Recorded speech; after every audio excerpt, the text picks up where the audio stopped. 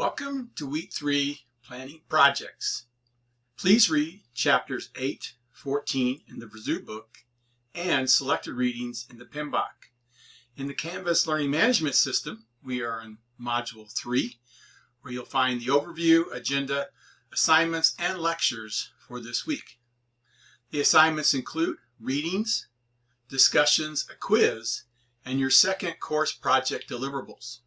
Specifically due this week for your project are the charter, the stakeholder register, the issues and risk register, and the risk management plan.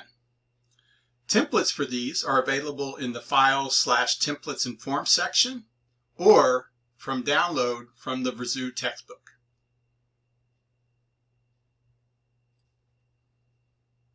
We kick off this week with planning projects, all the work that happens before we build something. You'll recall from week 1, we look at the who, what, when, where, how, and why. And I added the where, the location this week. The why addresses the business case.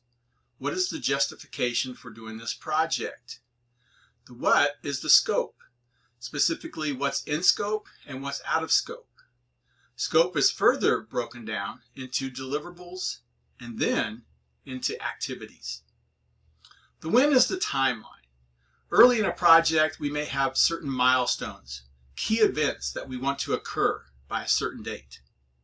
Then we move into more detailed timeline, known as a schedule.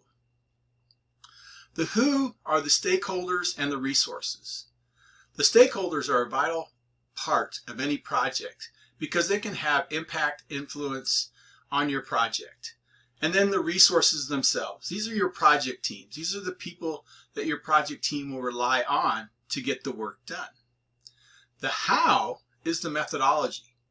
The traditional project management approach, known as waterfall, has been thoroughly documented in the PMBOK, as well as some of the more modern agile approach has also been included in the current PMBOK as well. I added the where this week because of the recent pandemic. A lot of resources, including myself, have been working from home for the last year. So you need to know where your team is going to be located. How are you going to deal with those logistics? Now we'll look at some of the key elements of project planning. As I mentioned before, stakeholders are a vital part of any projects. They have the I words, right? Impact, interest, influence, involvement, interdependencies. You identify stakeholders throughout the project, and then you analyze those so that you can come up with engagement strategies. Again, it's important to identify the stakeholders that will impact you or that you will have an impact on. You have to identify the stakeholders that are interested in your project.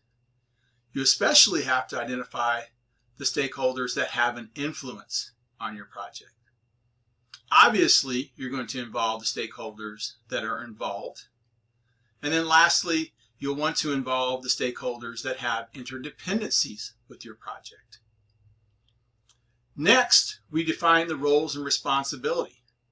There is a traditional project management tool known as a RACI diagram that will help you do this activity, as well as an org chart that we've seen at the company level for many organizations.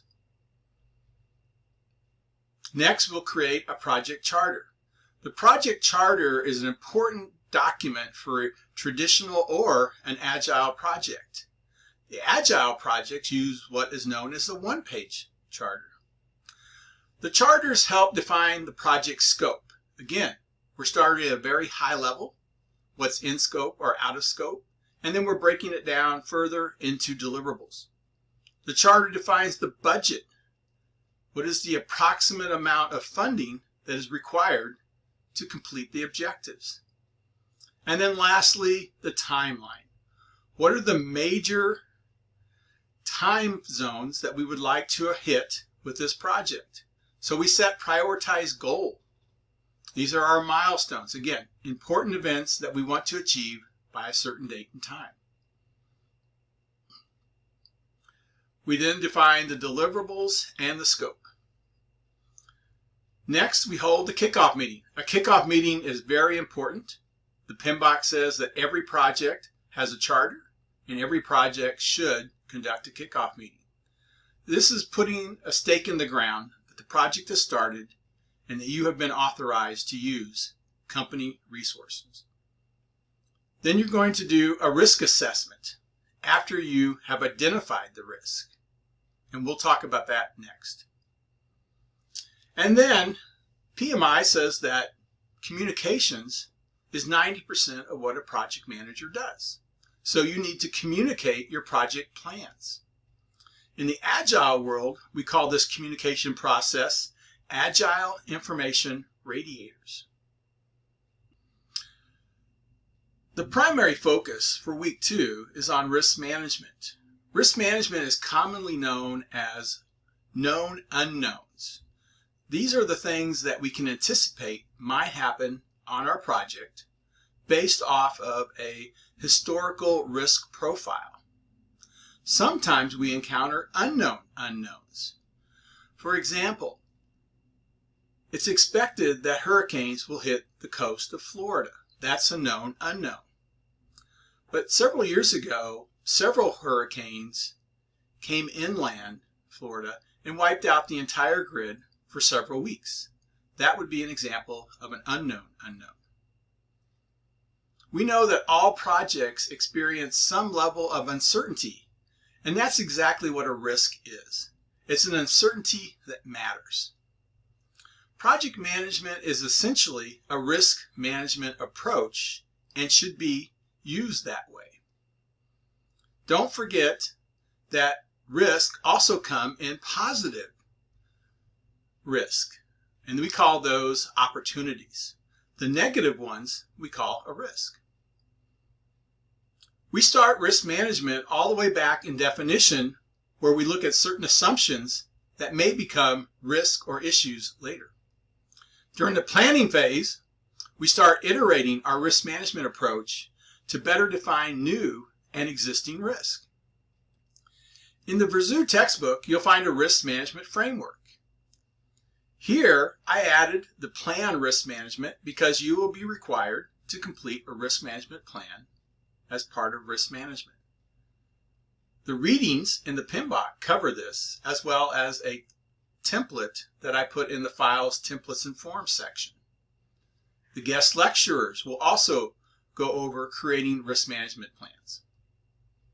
So from the Verzu textbook, we identify risk, getting our stakeholders involved, speaking to our experts, getting them together in meetings. We use that tool called a risk profile, which shows historical records of previous projects that we can use during our brainstorming session. You can see an example of a risk profile in the Verzu textbook on page 151. Now you need to build the risk register. There's an example in the Verzu textbook on page 164. And you can download the risk register template from your course project, for your course project. Now, analyze and prioritize. Use simple probability theory, probability times impact. I like to use a 1 through 5 scale for probability and impact, and then my expected value is P times I. This helps you rank and prioritize your risk. For the highest ranked risk, we develop responses. We have several choices here. We can avoid or prevent the risk. We can do nothing and accept the risk. Or we can call in experts or a third party and transfer the risk. And then lastly, we will do something.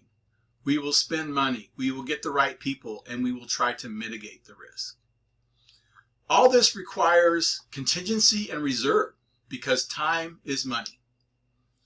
And then lastly, we practice continuous risk management, doing this over and over and over so that we are always identifying new risk, we are always analyzing our risk, reevaluating our risk, developing responses.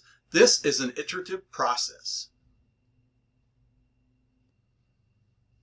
One aspect of project management that I am passionate about is something known as project churn. This is where you have meeting after meeting discussing the same things over and over again.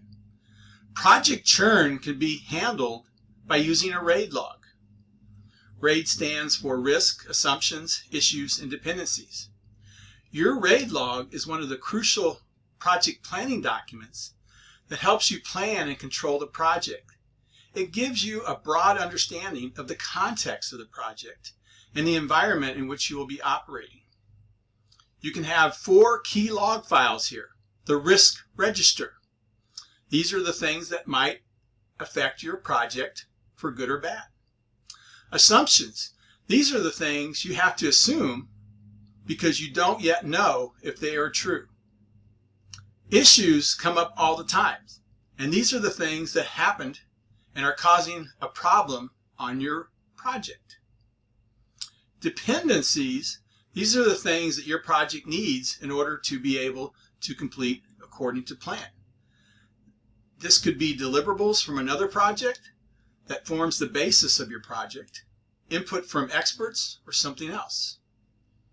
You can have the 4 separate log files, or you can use one Excel workbook with 4 worksheets. I've uploaded a RAID template in the Files and Templates and Forms folder if you would like to use that for your course project. In closing, please remember that you are required to be on the discussion board 4 times, responding to me or your peers, and include a takeaway item. Read responses and keep the conversation going all week. Look for announcements. Complete your quiz on time, and don't forget to submit your course project deliverables that are due in week 3. Remember, you can contact me anytime via email or text. Thank you, and I hope you have a great week 3. Goodbye.